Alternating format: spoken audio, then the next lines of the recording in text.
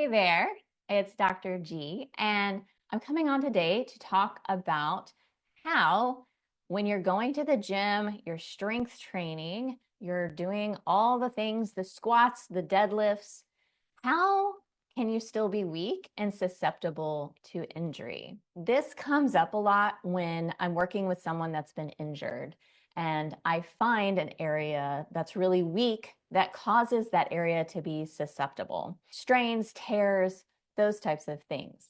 And so yesterday, I had a patient say, well, I don't understand how I could be weak in my quads because I do a lot of squats in the gym. Like I go to the gym, I do my squats, I do weight training.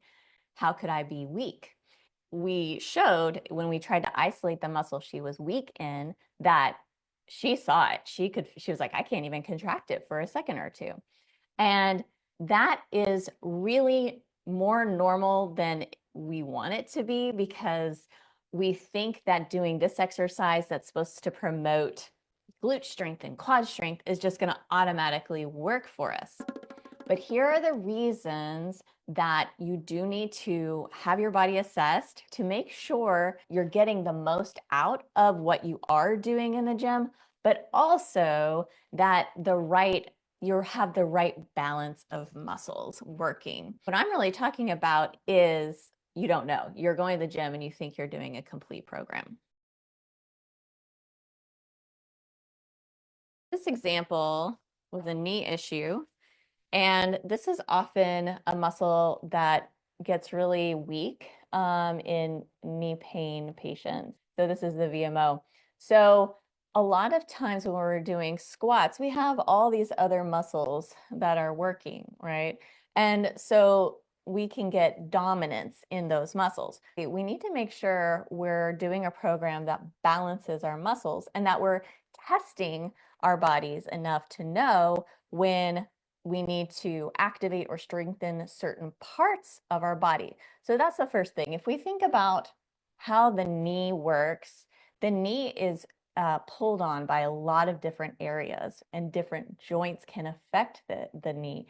So right at the knee, a lot of times this quad muscle and your adductors aren't working very well or as strong as they need to be to keep the alignment of the patella and the forces within the knee when you bend and straighten. Also, if we look at the back side, we have the gastroc here that crosses the knee. So that's going to affect the mechanics of the knee, the balance of the knee. And then we have all these ankle muscles that also change the stability of the knee.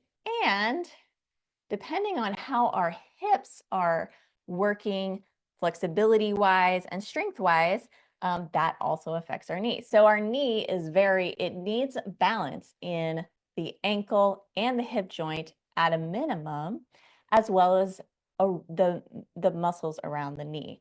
So we need to make sure everything's working, everything's strong, right? And that's the first step, is to balance it so that it's pain-free and it's not adding a lot of force through one side of the knee.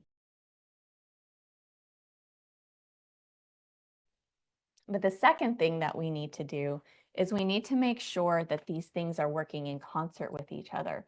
So once we isolate everything and make each muscle strong, we have to get exercises that coordinate those muscles together so that we can practice that in our brains. It's like little agents where, you're in the CIA, the FBI, right? And so you have this one agent saying, okay, you go here, you go here, you go here, and you coordinate the attack. You not only need to strengthen those things in isolation, but together.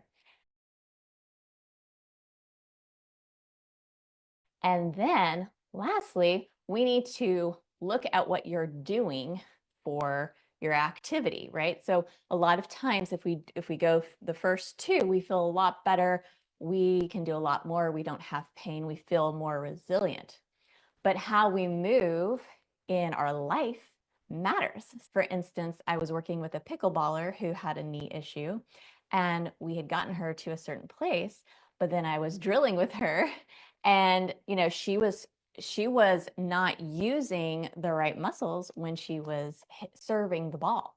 which is causing a lot of force to go through that knee. Those are the 3 steps to making sure that we are getting what we want from the gym and that we're creating our exercises for our life and to prevent the injuries that we don't want to have, which always is kind of hindsight 2020, like, oh, I wish I had known this before I got injured. Well, you can do this now. The best way to do this is to have assessments done on your body so that we can pick out and see what's actually off for you. So often in a movement assessment, we can see that a movement is off or your balance is off, and then we can drill down into what would create those movements and find if it's a weakness, right? Or if it's a joint issue or a flexibility issue. For instance, I had another client who just couldn't, she felt like her core wasn't working in her squat. Well, a big reason why is she had a hip stuck on one side, and then she had a tilt of her pelvis. So one side of the backside of her glute was not firing, right? And so when she would go into her squat, she just didn't have the muscles that were working in synergy together. So what we did for her is we helped her with the glide. So that was kind of her reset for her hip. But then we had to activate her backside in the way, in the direction we wanted it to. And then we retrained her squat.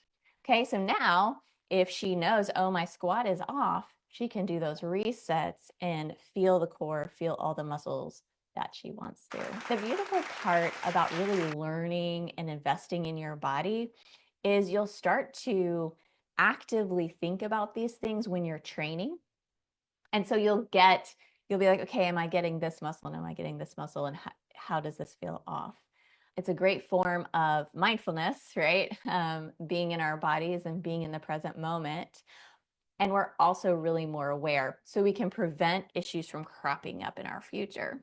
If you have trouble in the gym doing an exercise and not feeling the right muscles contract, or you just want to prevent an injury from happening and know that like you get stiff somewhere when you do the activity you like, that's when it's time to make an appointment, do an assessment, which I do recommend for everyone. Really, it is the best way to prevent big, long injuries, degeneration as you get older, and keep your bones healthy and your tissues healthy. I hope that was helpful to you today, that it helps you think about what you're activating when you do go to the gym and helps you prevent some injuries going forward. If you have some questions or comments, please put them down, say hi to me. I love knowing that you watched it and enjoyed it. And always send it to a friend if you think it could help and benefit someone else. Have a great day, and I'll see you soon. Bye-bye.